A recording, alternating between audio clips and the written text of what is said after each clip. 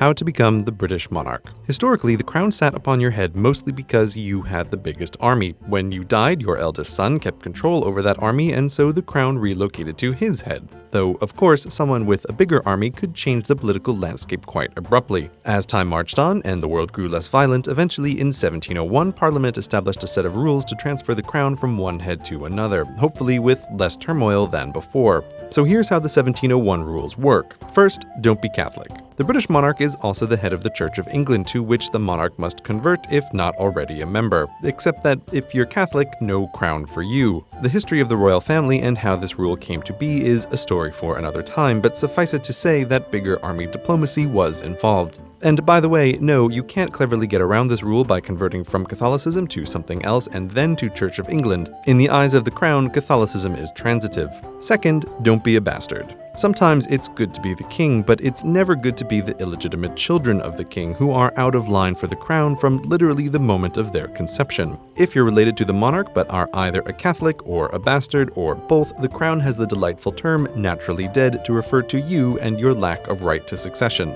Third, spouses don't count. While people often think of kings and queens as a pair, that's not the way it works here. Spouses of monarchs are known as royal consorts. They may be called prince or queen, but as far as the crown is concerned, they're not in line for the throne. They're just the matching 23 chromosomes needed for the creation of the real heir. Fourth and finally, male primogenitor whatever.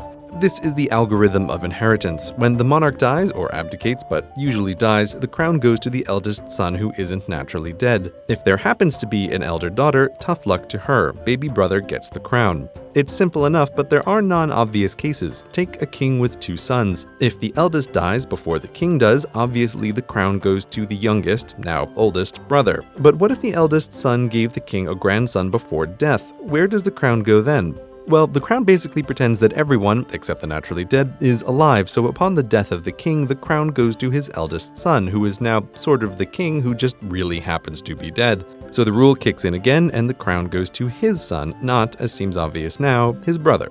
But if this 1701 rule means that eldest sons get the crown, how did queens ever come to be? Basically, daughters were the last choice of the crown, which is why there have been so few. To get the crown, a daughter had to either be the only child of a monarch or the eldest child without competing brothers. So pregnant mothers must have made any daughters with queenly aspirations quite nervous. Now, sometimes the branch of a family tree dies out, be it from war or plague or whatever, so the crown's contingency plan, if it's at a dead end, is to back up one level and then apply the rules forward again, looking for a living head to sit upon. If no luck, back up again and repeat until a living heir is found. And there will always be an heir. The first king of England was over 1,000 years ago, and the mathematics of human reproduction, backed up by DNA evidence, reveals that just about every European alive is distantly related to him, so the crown will eventually find a way. So, from the first king through the new millennium, the various rules went along, making monarchs, though with a gender-biased result, that nobody seemed too bothered about until suddenly, in 2013, for no particular reason at all,